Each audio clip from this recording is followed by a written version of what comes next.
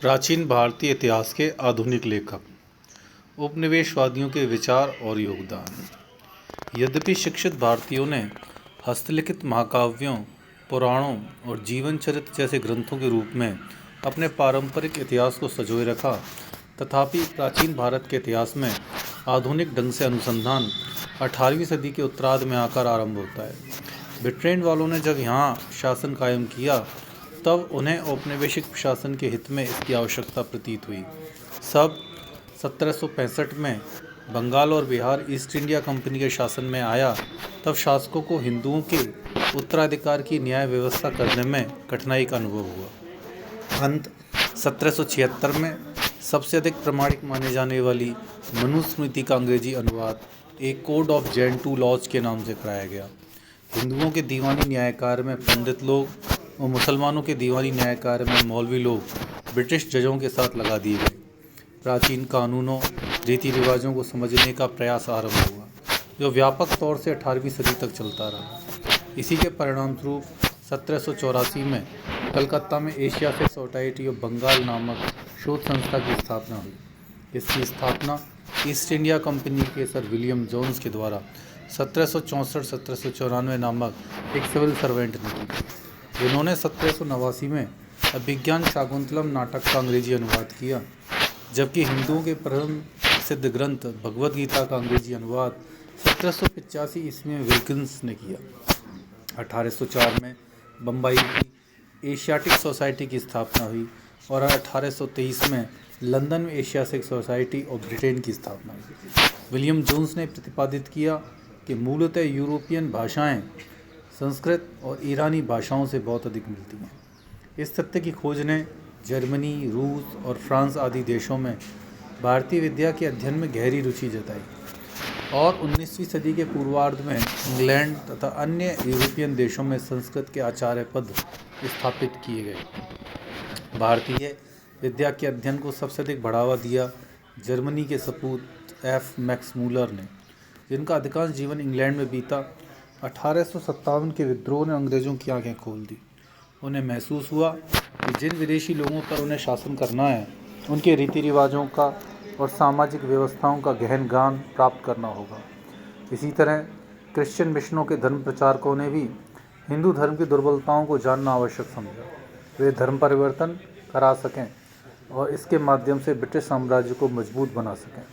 इन आवश्यकताओं की पूर्ति के लिए मैक्स मूलर के संपादकत्व में विशाल मात्रा में प्राचीन धर्मग्रंथों का अनुवाद किया गया। ये अनुवाद sacred book of the east series में कुल 50 खंडों में थे, जिसमें कई खंडों में भी कई भाग थे प्रकाशित हुए। यद्यपि इस सीरीज में कुछ चीनी और ईरानी ग्रंथ भी शामिल किए गए, पर वास्तव में प्राचीन भारतीय ग्रंथ ही प्रमुख थे। उपयुक्त अनुवादों की प्रस्तावनाओं में तथा उसके अनुवाद में लिखी गई पुस्तकों में पाश्चात्य विद्वानों ने प्राचीन भारत के इतिहास और समाज के स्वरूप में कई सामान्य निष्कर्ष स्थापित किए। उनका मत था कि प्राचीन भारत के लोगों का इतिहास का, विशेषकर काल और तिथिक्रम का बोध नहीं था। उन्होंने यह भी कहा कि भारत लोग स्वेच्छाचारी शासन के आदी रहे हैं। वे आध्यात्मिक या पारलौकिक समस्याओं में डूबे रहे हैं, अलौकिक समस्याओं की चिंता नहीं करते हैं। जाति व्यवस्था और वर्ण व्यवस्था को सामाजिक भेदभाव का भारी कुचक्र माना गया। पाश्चात्य विद्वानों ने दृढ़तापूर्वक कहा कि भारतवासियों को ना तो राष्ट्रीय भावना का एहसास है और ना ही उन्हें सुशासन का अनुभव।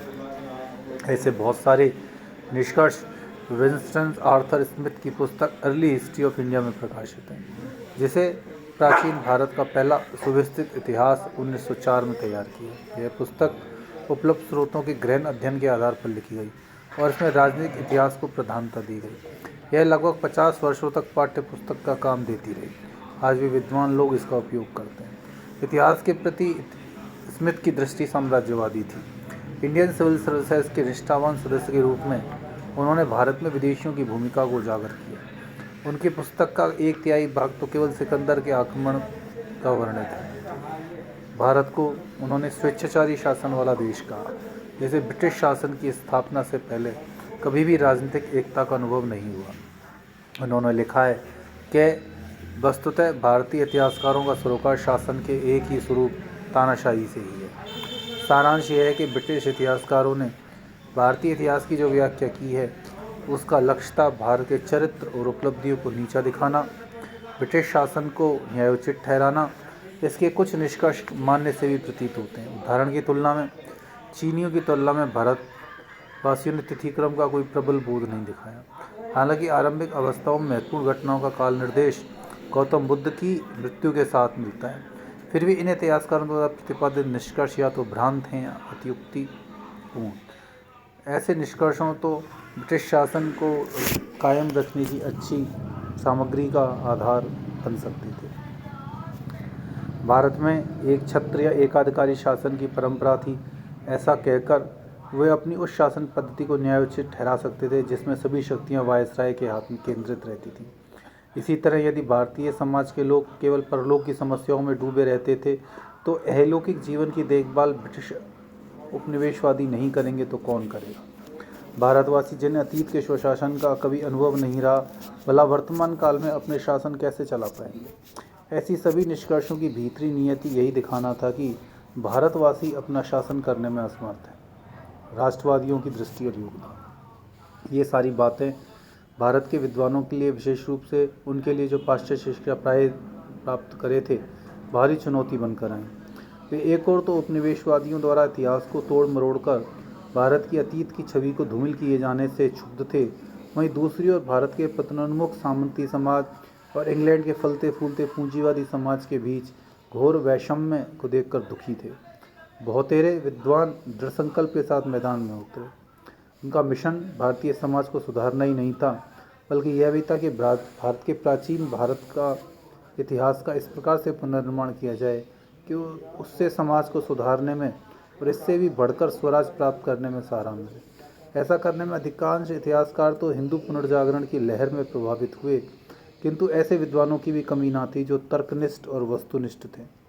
और ऐसे इतिहासकारों की कोटि में आते राजेंद्र लाल मित्र, जिन्होंने कई वैदिक मूल ग्रंथों का प्रामाणिक अनुवाद किया और इंडो आर्यंस नामक पुस्तक लिखी। प्राचीन परंपरा के प्रेमी लाल ने प्राचीन समाज को तर्कनिष्ठ दृष्टि से देखा और जबरदस्त पुस्तिका लेकर सिद्ध किया कि प्राचीन भारत में लोग गौमांस खाते थे। कुछ अन्य विद्वानों ने सिद्ध करने का प्रयास किया कि अपनी विशेषताओं के बावजूद वर्ण व्यवस्था श्रम विभाजन पर आधारित उस वर्ग प्रथा से मूलतः भिन्न नहीं थी जो यूरोप के प्राक औद्योगिक और प्राचीन समाजों में पाई जाती है। महाराष्ट्र में रामकृष्ण गोपाल भंडारकर और विश्वनाथ काशीनाथ राजवाड़े दो समर्पित महापंडित निकले, जिन्होंने देश के सामाजिक और राजनीतिक इतिहास के पुनर्निर्माण के लिए विभिन्न स्रोतों को बटोरा। आर.जी. भंडारकर ने सातवाहनों और दक्कन के इतिहास तथा वैष्णव तथा अन्य संप्रदायों के इतिहास का पुनर्निर्माण किया। आप महान समाज सुधारक थे। आपके शोधों से विधवा विवाह को समर्थन किया और जाति प्रथा और बाल विवाह जैसी कुप्रथाओं का खंडन किया। राजवाड़े विशुद्ध अनुसंधान की धुन में संस्कृत की पांडुलिपियों और मराठा इतिहास की खोजते हुए महाराष्ट्र के गांव-गांव में घूमे और ये स्रोत 22 खंडों में प्रकाशित हुए। उन्होंने लिखा तो नहीं, लेकिन 1922 में उन्होंने मराठी में विवाह प्रथा का जो इतिहास लिखा वह सदा चोटी पर रहेगा, क्योंकि वह अन्य साहित्यिक साक्ष्यों और अन्य स्रोतों के ठोस आधार पर खड़ा है।